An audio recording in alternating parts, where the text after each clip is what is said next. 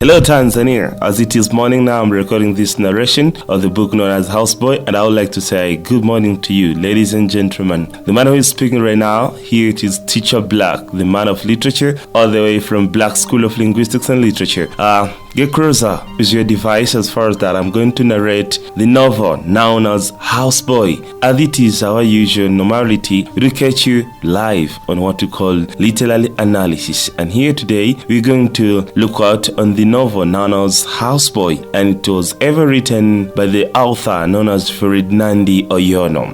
Nipende kuwakaribisha mabibi kwa mabwana, hasa wanafunzi wa kidato cha 3 na cha 4, wale mnaochukua somo la fasihi katika Kiingereza, yani literature in English. Moja kwa moja kupitia darasa la fasihi leo, unaungana nami Teacher Black napokwenda kufanyia uchambuzi wa kitabu kinachoitwa Houseboy. Houseboy ni kitabu ambacho kimeandikwa na Ferdinand Oyono na kimeandikwa mwaka 1959 na first publication ilifanyika mwaka 1960. Kwa historia fupi tu, Ferdinand Oyono ni mwandishi wa vitabu kadha wa kadha ambavyo ameviandika, ikiwemo pia kile kitabu cha The Old Man and the Meadow, lakini pia The Road to the America na vinginevyo vingi. Na mwandishi Ferdinand Oyono amekuwa akitumia sana lugha ya Kifaransa, yani French. Na ndio maana hata kitabu hiki mnamo mwaka 1956 kiliandikwa kwa lugha ya Kifaransa ambayo ilikuwa inaitwa Univie de Boy, na baada hapo ikaja kubadilishwa katika tafsiri ya Kiingereza. Na leo mimi Teacher Black nitakuwa nikisimulia kwa Kiingereza na kuchambua kwa Kiswahili pia. Moja kwa moja nikusii na nikuombe uambatane nami mwanzo mpaka mwisho wa simulizi ya kitabu hiki. Nitakuwa nikichambua kwa Kiingereza, pia nitakuwa nikisimulia kwa Kiswahili.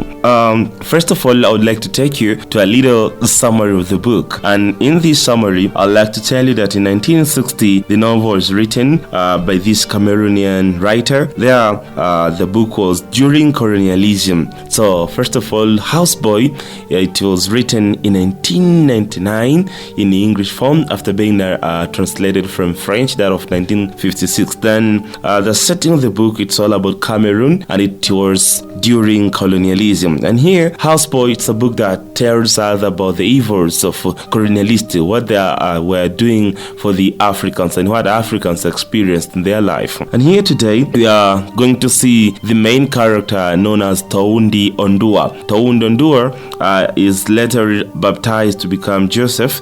And here in this book, we're going to see the man who is a houseboy named as Toundi Ondua. And this book tells about Africans, how they lived and how they had been dependent to the white. And here we're going to see about the issues of humiliation, oppression, and the list of things that goes against the humanity. And without preoccupying much time, here we're going to see about other characters such as Father Vandermeer, Father Gilbert. Here we have Madam Suze, we have Chief Commandant, and many more others. Now, nitumie nafasi hii sasa kukupeleka moja kwa moja katika simulizi la kitabu hiki. Na kitabu hiki ni riwaya, kama nilivyosema, kimeandikwa kipindi cha ukoloni na kikiwagusa sana Waafrika pamoja na Wafaransa ambao walikuwa ni watu weupe waliokuwa kiwanyanyasa na kuwatesa sana Waafrika. Katika kitabu hicho hapa kimegawanyika katika vipande kadha wa kadha, nami nitakusimulia kwa ujumla moja kwa moja, na hapo baadaye nitakwenda kufanya uchambuzi, yani form and content analysis. Taking you for the summary of the book. Kwa uchambuzi mfupi tu, kitabu chetu kimewekwa katika mfumo wa simulizi na kilikuwa kimekusanywa katika tunaita shajara, yani diary. So the whole story was presented in diary. There was a writer writing his own life on the diary, and that is Toundi Ondua. Kwa Toundi Ondua alikuwa akiandika maisha yake katika diary. Kila siku alichokuwa akifanya alikuwa akiandika katika diary yake. Later on tunakuja kuona novel inakamilika. Mwanzo kabisa kitabu chetu inaanzia katika kijiji cha Mfoula, and here the story starts with the Spanish Guinea, where the writer is paying a visit on his first day of the tour. While he is getting traditional food of cassava sticks and fish, drunk is heard. According to Anton and his wife, who hosts our writer, there is a Frenchman from Cameroon who is severely ill. He can't make his tomorrow. The drums are heard from the village called Mfoula, and the writer, who is also a Frenchman from Cameroon, decides with his host Anton to go to the Mfoula to find the suffering Frenchman. So here, ladies and gentlemen, on our novel right here at the beginning, tunapata kuona mwanzo kabisa wa riwaya yetu hii ni kwamba mwandishi anaanzia hapo Spanish Guinea, ambapo tunakutana na msimulizi ama mwandishi wetu Anthony akiwa na mke wake wakiwa wanajaribu kudadisi mambo kadha wa kadha. Kumbuka hawa watu walikuwa ni watafiti wa mambo mbalimbali, japo pia walikuwa ni kama waandishi. Sasa hapa tunaambiwa katika kijiji cha Mfaula alikuwa hapo Mfaransa aliyeumwa kwa muda mrefu sana, na wakaamua kwenda kufunga safari kumtazama ama kumsalimu. Safari yao ilikuwa ni ndefu. Walipofika, bahati mbaya sana kumkuta akiwa hayo, alikuwa amekufa na wakamzika usiku ule ule. Mwandishi anatuambia he takes a little with his fellow country Frenchman was in very bad shape. He talks a little with his fellow country and white compatriots are not good. Thereafter he dies and he is buried on the same night. Kwa alifariki na kaziko usiku ule ule.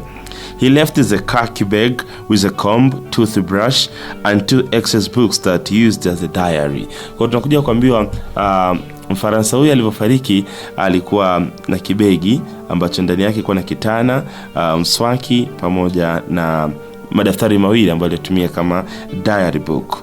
My dear students, particularly those who are in Form 3 and Form 4 and taking literature, ni wasi sana kusikiza kwa makini. As long as unachukua somo la fasihi, hapa Teacher Black, the man of literature, nitakupeleka taratibu hatua kwa hatua. Sasa katika hatua hii tunakuja kuona kitabu chetu kinaanza pia na Toundi Ondua is a very young boy who soon will become a man. One day before the initiation ceremony, there is a fight between Toundi and his friend Tinati. Toundi's father punished his son because he's frightened. He ran away. He goes to the house of Catholic priest Father Gilbert, who rules the young men to join church by giving some hump of sugar.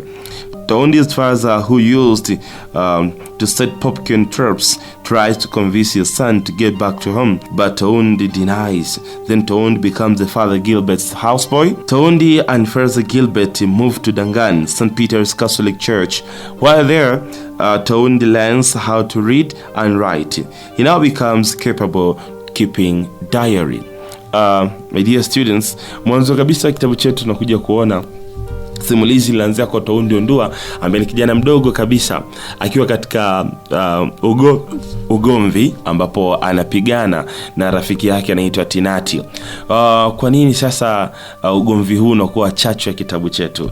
Katika hii conflict mwanzo kabisa Toundi Ondua alikuwa katika michezo na Tinati. Tinati alikuwa ni jirani, kwa wakafikia kuanza kupigana. Katika kupigana kati ya Toundi na Tinati, baba yake akamuona, na alivyomuona baba yake na Toundi alikuwa ni brutal, alikuwa mkatili kidogo. Alimwadhibu sana na akampiga sana. Kwa Toundi akaamua kukimbia na akakimbilia nyumbani, mjini huko katika moja ya parokia, ambapo huko akakutana na Padri Gilbert, yani Father Gilbert. Na Father Gilbert alikuwa ni moja kati ya mapadri waliokuwa kiwashawishi na kuwachukua vijana wengi kutoka vijijini kuwapeleka katika kanisa na kuwabadilisha kuwa Wakristo.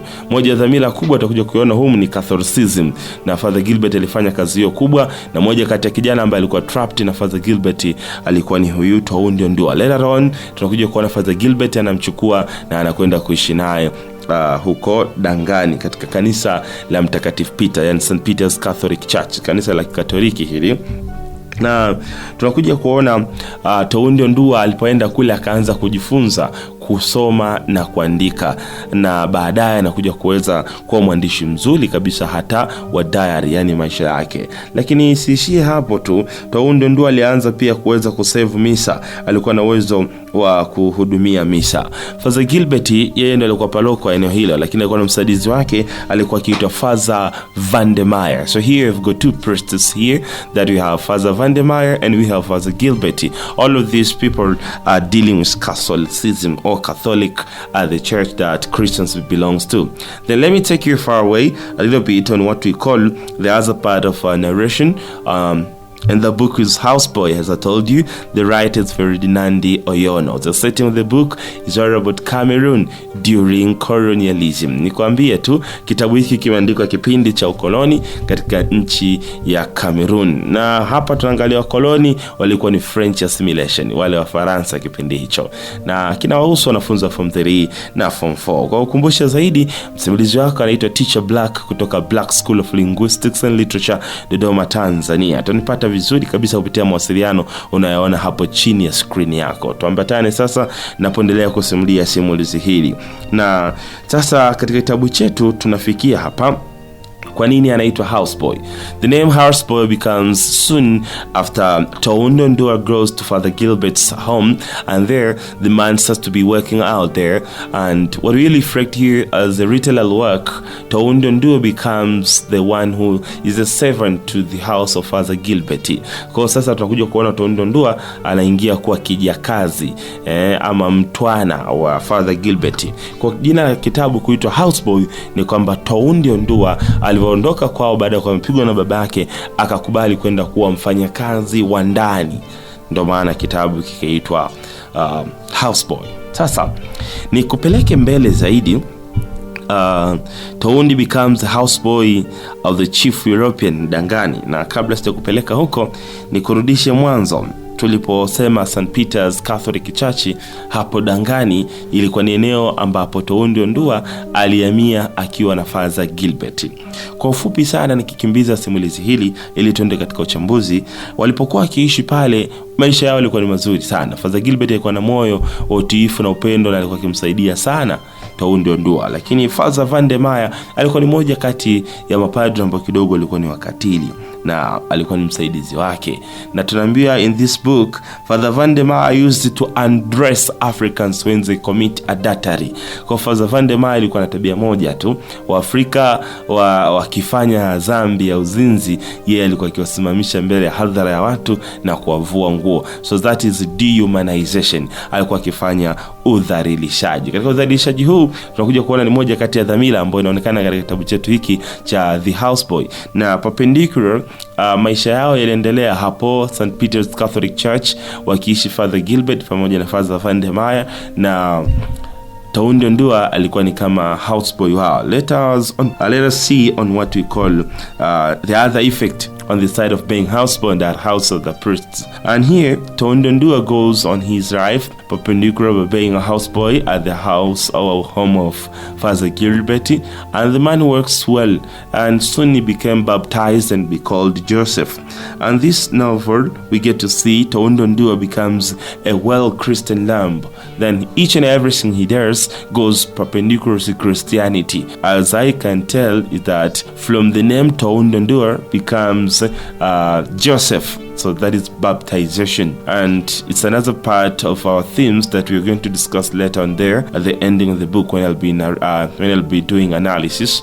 And when the life goes on, Father Gilbert one day having short trip from his home to the post office taking to his letters, and when he was in that journey he got an accident of his motorcycle and the man dies on the spot. Father Gilbert alikuwa safarini siku moja akitoka nyumbani kwake akielekea posta kwenda kuchukua barua. Bahati mbaya sana akawa amepata ajali alipokuwa njiani akienda hapo posta. Kumbuka Father Gilbert ni padri na huyu ndio alikuwa ni paroko. Msaidizi wake alikuwa anaitwa Father Van der Meyer. Na sasa Father Gilbert ndiye aliyemchukua Toundi Oyono na akiwa na moyo mzuri wa kimalezi, lakini baada ya kuwa amepata ajali sasa akafariki pale pale. Kumbuka ni ajali ya pikipiki akitoka nyumbani kwake kwenda posta kufuata barua zake. Siku ya mazishi tunaambiwa Father Van der Meyer ndiye aliongoza ibada na misa kamili ya kumzika Father Gilbert. Na mtu alikuwa ameshikilia maisha Toundi Oyono ni Father Gilbert. Nini kinatokea sasa? Father Gilbert kafariki, Father Van der Meyer ni mkatili. Je, Toundi Oyono itakuwaje? Twende sote. Katika kipengele kinachofuata tunaambiwa Toundi now goes to chief of European in Dangani. Tunaambiwa sasa Toundi Oyono anaamua kuhamia upande mwingine wa maisha yake, ambapo hapa anakwenda kwa chief wa Dangani kwenda kuwa ni housemaid wao. Toundi, who is well baptized as Joseph, then becomes a houseboy of the new local commandant in Dangani. The commandant appreciates Toundi as a Christian and a clean lad. Toundi, who lives in location which is married master searched by the chief police Goulet. The chief police comes with the African NCO search of the house live. On the next day, Toundi gets a stay from his own purse. On Saturday, houseboys are freed early, and during the evening, the Europeans go to the European clubs. Toundi meets the agriculture engineer, house girls Sophie, who wants to take the boss's money.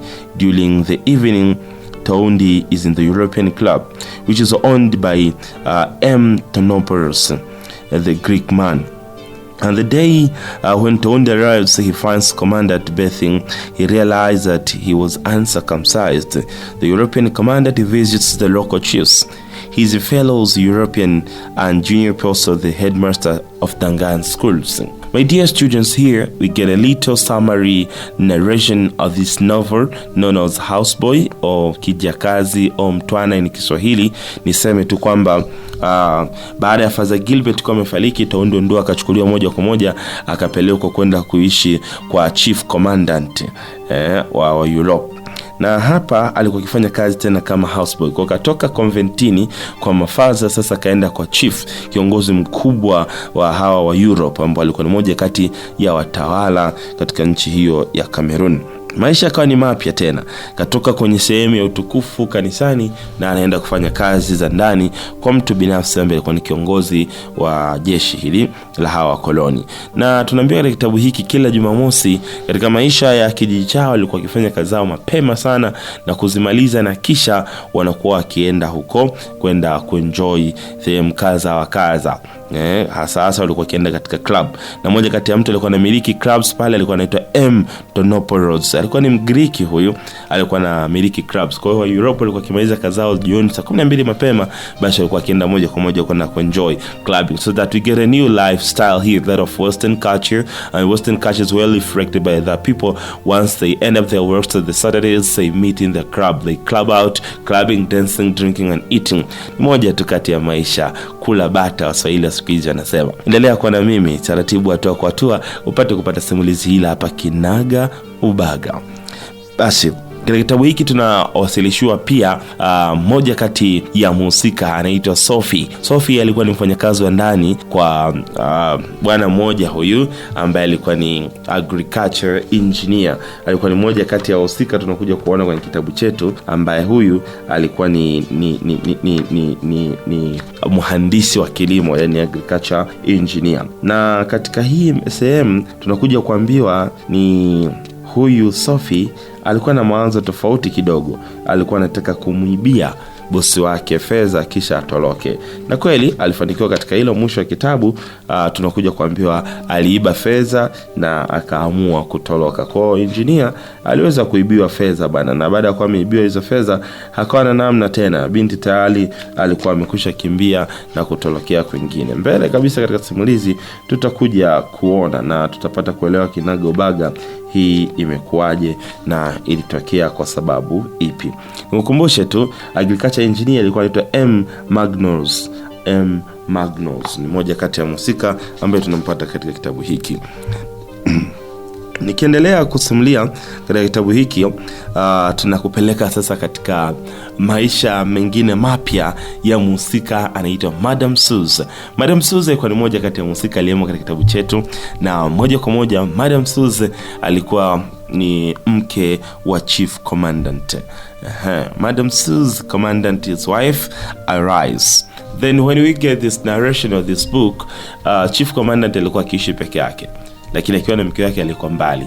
Sasa kadri simulizi inavyoendelea tunakuja kukutana na Madame Suze anarudi sasa pale Dangani kijijini kwa katika mji wao. Na katika huu mji Madame Suze, the narrator tells, she arrives with a commandant who went to Yaoundé to pick her. She's so beautiful, such that everybody admires her. When she paid the first visit at the European club, Toundi is very happy to shake hands with her. When she goes with Toundi to the market, everybody screams and seeing her. She advises Toundi to get married. Even some Africans admire. And when, for example, Mekongo, a veteran soldier employed as a laundryman, called the Bakru. And Madame Suze here is always a cheater. She's a betrayer. We'll get to see very soon. Let me get you a little bit on this translation. Katika kitabu chetu Madame Suze anarudi kutoka huko alipokuwa Yaoundé, anakuja kuishi na mumewe hapa ambaye ni chief commandant. Tunaambiwa Madame Suze alikuwa ni mwanamke mzuri sana, na kila aliyemtazama basi alikuwa akimfurahia na kuenjoy juu ya maisha yake, muonekano wake na hata sifa alizokuwa nazo. Kila mwanamume alikuwa akimuona ana scream out, Angalia, na nadhani Waafrika wengi hasa wanaume tukiwa tumekaa kijiweni afu kapita mwanamke basi shingo lazima zigeuke, afu kuna maneno yetu sumu fulani tunapenda kuyatumia. Kwa mfano ni vijana wanapenda sana kutumia lugha ya mtaani. Cheki kitu hicho. Cheki mali, cheki mzigo. Kila mmoja anakuwa na tafsiri zake na maneno yake. Kwa hicho ndicho kitokea kwa Madam Suzy kadri alivyokuwa akipita. Na tunaambiwa katika kitabu hiki kila mmoja alikuwa anakimtazama alimtamani. Hata alikuwa akifanya kazi za udobi. Tunaambiwa Bakru ambaye alikuwa ni mwanajeshi mstaafu, alikuwa ameajiriwa pale kwa chief commandant kama mfuaji wa nguo, basi hata naye pia alimtamani. Lakini tabia moja chafu kwa Madam Suzy ni hii ifuatayo. Madam Suzy alikuwa ni msaliti na hakuwa na mapenzi ya kweli kwa mumewe. Tunakuja kuona sasa anaingia katika mahusiano ya kingono au ya kimapenzi na prison director Moreu. Kuna majina kidogo tatanishi kidogo katika matamshi, pengine inaweza kawa ndivyo ama sivyo, lakini prison director alikuwa ni mmoja kati ya wahusika ambaye tunamuita Moreu, anaingia katika mahusiano na Madam Suzy. Kwa nini? Madam Suzy kwa sababu tu ya tamaa yake anaingia katika mahusiano na huyu bwana. Madam Suzy appears to be expecting somebody the next day of a prison director with it leave very late at midnight. Bakru, the laundryman, discovered that they made love since it was her first day to sleep with the prison director. Madam wakes up very late on the following day, apparently tired from the heavy weight of the elephant man, the prison director. On the next day, the commandant finds out that Madam woke late and Madam pretend to be sick. And here we get to see that the man came there and took that woman perfectly and having sex with her, and the man went off at that midnight. Kwenye hiki kitabu tunakuja kuona Madam Suzy amekwisha anza mahusiano na prison director, na siku moja akafika nyumbani kwake. Tunaambiwa na mwandishi wakafanya mapenzi, wakakutana kimwili, na bwana mkubwa alichelewa sana kutoka nyumbani. Kumbuka commandant sio mkaaji sana, kwa mwanamke alikuwa huru, na ndio maana hata mwanaume alivyoingia prison director akafanya yao na akachelewa kuondoka usiku. Kwa wakati anaondoka usiku sana, zaidi ya usiku wa saa 6 saa 7, Bakru akawa ameona akajua huyu jamaa sio mume wake na ametoka ndani kwake, kwa ameshatembea naye, they have already make love. Na hii si nidhamu nzuri. Hata kwa wewe msikilizaji, hasa mwanafunzi, tuna haja kujifunza kitu kwamba tuna thamani na heshima katika ndoa zetu ama katika mahusiano sahihi kwa muda unapokuwa umefika. Kwa tunakuja kuambiwa hapa Madam Suzy ana reflect theme ya usaliti, yani cheating ama betrayal. Na kufanyika huko basi, kesho yake asubuhi aliamka amechoka sana, na kuchoka kwake mume wake alikuwa amemuuliza vipi, akamjibu najisikia uchovu. Kwa tunakuja kuona pia zamila ya deceit, kwa uongo. Akamdanganya, akamwambia nimechoka, najisikia kuumwa na nini, lakini kiukweli ni kwamba alikuwa na hangover ya sexual intercourse on that last night. Dear students, let me take you far to this narration. Nikupeleke mbele zaidi katika simulizi letu hapa. Mahusiano kama unavyojua hayana siri. Kumbuka alikuwa kitumwa na akiagizwa kila kitu. Alikuwa ni Toundi Ondua, yeye ni houseboy, hana la kufanya. Ndapo commandant hayupo, Madam Suzy anamuita na anamwagiza bana kamuite prison director. Kwa prison director alikuwa kifatwa na Toundi Ondua. Sasa hiyo akawa anafanya kazi ya kuwa pimpi ni kuadi, akawa anaenda kumkuadia kwamba sasa Mr. yupo anaenda kumfuata mume mdogo ambaye ni prison director. Kwa hiyo ikazoeleka hivyo. So siri kubwa ya Madam Suzy alikuwa nayo Toundi Ondua. The affair between Madam and Moreu is known all over Dangan. And some a little bit here. Mahusiano sasa kama nilivyokuambia ni kama ngozi haifichiki. Once you love and we ever told that the love can never be hidden. Mapenzi haiwezi kufichika hata siku moja. Na hapa ndipo tunapokuja kujifunza penzi lao likawa limeendelea kukua. Kumbuka wanafanya siri na ni dhambi hii kwa namna moja au nyingine. Sasa tunapelekwa moja kwa moja katika chambuzi katika simulizi ya kitabu hiki. The Madam's love with the prison director becomes a rumor in Dangan. Although the commandant is not aware that we never commanded us out of Dangan. and the prison director sleeps with Madam. His wife Toundi is already sent to tell the prison director that the commandant is out of the town. As time goes by, the relationship between Toundi and Madam Suze is strengthened, but one day, surprise a visit of doctor's wife change everything. She tells Madam Suze that Toundi has spread the information about Madam's relationship or secret affair with the prison director. Due to that hint, the relationship between Madam Suze and Toundi starts deteriorating, and it is full of weakness. When Toundi finds the little plastic bags, condoms, in Madam's rooms, when Kalisa is employed as the chambermaid, she thinks that Toundi sleeps with Madam Suze and tells him to quit the job if he's not involved because the commandant won't understand him.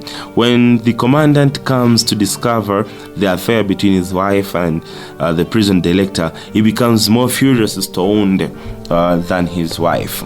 My dear students, brothers and sisters, particularly those who are in Form 3 and Form 4, get to understand the story as how I'm going to translate again on the other part of that I've already started with. Nikukumbushe tu na kuchambulia na kukutafsiria kitabu kinaitwa Houseboy. Sehemu hii tunakuja kuona sasa siri na fichuka ya mahusiano ya Madam Suze na Toundi Ondua, ambayo tayari kumesha Madam Suze pamoja na Chief Commandant, ambayo tayari amekwisha shamiri na anaendelea. Toundi Ondua ni kuadi, anatumwa kumfuata prison director kila mara baada ya commandant akiwa amekwisha ondoka pale nyumbani. Sasa katika kitabu hiki tunakuja kuambiwa tena kwamba mwandishi wetu anatusimulia ilikuwaje na inatokea nini. Ilikuwa ni siri kati ya Toundi Ondua na Madam Suze kwamba hawapaswi watu wengine kufahamu kwamba prison director anatembea na Madam Suze ambaye ni mke wa commandant, kiongozi mkubwa. Lakini alikuwa anatumwa Toundi Ondua, as I already told you. Na siku moja ikawa Kalisia akifanya usafi ndani. Kalisia alikuwa anafanya usafi ndani. Na kabla kwa Kalisia kufanya usafi ndani, tunaambiwa Kalisia alikuwa ni chambermaid, yani alikuwa anafanya kazi za ndani kwenye chumba tu. Kumbuka Chief Commandant anafanya kazi watatu. Tuna houseboy ambaye ni Toundi Ondua, anafanya kazi za houseboy zote. Tuna backrow ambaye alikuwa ni laundry Dobby, na mfanyakazi wa tatu alikuwa ni Kalisia ambaye ni chambermaid. Kwa Kalisia yeye tunaambiwa hapo mwanzo naye alikuwa ni muhuni, alikuwa akitembea na wanaume tofauti tofauti, she was prostitute. Then tunakuja kuona baadaye anabadilika na anakuwa ni mtu mwenye nidhamu na ni mtiifu, anaamua kuishi maisha bora sasa, na mwisho siku akaamua kuwa mfanyakazi wa ndani. Kwa hiyo ikawa siku moja akaona plastic bags, mifuko, yani plastic bags ni zilizotumika, maana yake condom. Kwa condom akazikuta ziko chini ya kitanda, akajua kabisa kwamba Toundi Ondua atakuwa anatembea na Madam Suze. Kumbe sivyo, Madam Suze anatembea na prison director. Kwa alifanya yao na akawa amesahau mle mzigo. Kalisia akafanya usafi na akamwambia Toundi, if it's you, kama ni wewe, ni bora uondoke na uache kazi mara moja, maana chifu akifahamu hii itakuwa ni tatizo. My dear brothers and sisters, kitabu chetu kinatukumbusha kuhusu utiifu na nidhamu katika maisha ya kila siku. Na hapa tunakuja kuona maisha yanayotokea kwa Madam Suze ni ya usaliti. Sasa siri inaanza kufichuka. Ikawa ni siku moja mke wa dokta, hatujambiwa ni nani kwenye kitabu, lakini tumeambiwa ni doctor's wife, alimtembelea Madam Suze, akawa anaongea naye story, piga story 2-3. Kama unavyofahamu kwa mwanamke umbea ni sunna. Akamwambia, Madam, mbona inasikika mtaani kwamba unatembea na prison director na Toundi Ondua ndo anayevujisha siri hiyo? Japo si kweli, ilisikika si tu kwa Toundi Ondua, lakini ikafanyika kuwa hivyo. Kwa hiyo ikaamua kuwa ni kesi sasa. Kwa mambo yakawa ni mazito, mambo yakawa ni moto kweli kweli. Acha nikwambie kitu. Madam Suze akapata na hasira, akamchukia sana Toundi Ondua. Na baada ya kumchukia Toundi Ondua, hawana tena urafiki kama walikuwa nao mwanzo wa kwenda wote sokoni, wa kutunziana siri. Lakini pia penzi lake likawa limekosa tena nguvu na prison director. Kama unafahamu, dunia ina siri na siri ni ya mtu mmoja. Ikiwa pili tayari na kushazagaa na mitichwa black, nikwambie tu taarifa zikamfikia chief commandant, na taarifa zilipomfikia chief commandant, the things becomes on fire. Mambo yakawa moto kweli kweli. Tunaambiwa commandant alichukia kupita kiasi, na alimchukia zaidi alikuwa ni Toundi Oyono, kwa sababu ya kile kitu kinachofanyika hapo, kwamba inawezekanaje akanikuadia mke wangu kwenda kwa mwanaume mwingine. Kwa akamchukia, na baada ya kumchukia sasa ninakuja kutokea jambo lifuatalo. Toundi is arrested. Sehemu ya mwisho wa kitabu tunakuja kuona sasa Toundi anakwenda kukamatwa. Ilitokeaje akakamatwa? Kuna kisa kinatafutwa. Nisikize kwa makini. One day, Sophie, the agriculture engineer's house girl, steals the money, some money from his bursted safe. Then escapes to Spanish Guinea. Back in Dangan, Toundi is arrested by police. People believe that Sophie is Sophie's boyfriend. At that time, the relationship between Toundi and Commandant was worse, so the Commandant allows Gulati, the police of chief, to arrest him. While Toundi is in police, his residence is raided and searched. Then Toundi is punished and severely injured in the left lung by Jangota's rifle band. Mendim takes Toundi to the hospital, whereby later he escapes to Spanish Guinea, where he dies. Dear ladies and gentlemen, particular brothers and sisters who are in Form 3 and Form 4 are getting time to listen over me here at the Teacher Black, narrating and giving you more translation, then taking you far to start to form and content analysis. I'd like to tell you that Toundi Oyono akawa ameanza kutafutwa na mapolisi. Kisa kilitendeka vipi? Sophie ambaye alikuwa ni mfanyakazi wa agriculture engineer, yani mhandisi wa kilimo, alitoroka. Aliiba fedha kiasi akawa ametoroka nazo. Baada ya ametoroka nazo, sasa ni nani wamtafute? Kumbuka Sophie alikuwa na mahusiano ya kimapenzi, boyfriend and girlfriend, na Toundi Oyono. Kwa akawa anaishi kabisa Toundi Oyono atakuwa amemtolosha huyu binti Sophie. Kwa hiyo ikawa ni kesi. Kwa kesi kasukwa kwa mtindo huo, kwamba anapelekwa polisi kisa kamtolosha Sophie. Lakini si kweli, hajamtolosha, kapelekwa kule kwa sababu anatafuta kisa aonekane namna gani ni mkosefu, kwa sababu alikuwa akimkuadia mke wa commandant. Nakumbuka commandant ana hasira naye, na ndio maana akawaruhusu maaskari wamkamate na kumwadhibu. Alipigwa sana. Katika kupigwa sana hapo, kwao palienda kusachiwa, wanatafutwa hela kwao na kina Toundi. Kwa kidogo kukawa na msaala mkubwa. Tutakuja kuambiwa katika kukamatwa kwake na askari alipigwa sana. Alipigwa sana na kitako cha bunduki, kiasi kwamba pafu la mkono wa kushoto au pafu la kushoto likawa limeharibika, akawa ameumia. Left lung likawa limeharibika sana. Kwa hiyo akawa hawezi hata kuongea na kupumua vizuri, lakini ikabidi aokolewe. Mendim akamchukua na kumpeleka hospitali. Alipompeleka hospitali, huko alipokuwa hospitali ilibidi atoroke, na alipotoroka akatorokea huko Spanish Guinea. Na alipoenda Spanish Guinea, tunakuja kuona hakuweza tena kuishi kwa sababu aliumwa sana na pafu likawa lijiwezi tena. Lastly, we see that Joseph or Toundi Oyono dies. Toundi Oyono akafariki. Na kwa sababu gani? Alipigwa na kitako cha bunduki sana, lakini pia kanyanyasika na kuteswa. Na mwisho kitabu hiki ndio mwanzo wa chambuzi ya kitabu hiki. Kwa kitabu chetu kiujumla kinatuelezea kuhusu namna gani Waafrika walikuwa kiteseka na hawa wenzetu wa watu weupe ambao ni Europeans pamoja na French waliokuwa kiwatawala wa Cameroon kwa kipindi hicho, na kiasi kwamba yote yalikuwa yanafanyika ni full of dehumanization, mambo yasiyokuwa na utu kabisa kwa watu. Nipende tu kusema asanteni kwa kutusikiliza kwa hatua hii ya kwanza. Tukutane tena katika sehemu ya pili, ambapo nitakuwa nikienda kwenye form and content analysis. Nitakwenda kuchambua form and content ni kupitia Black School TV.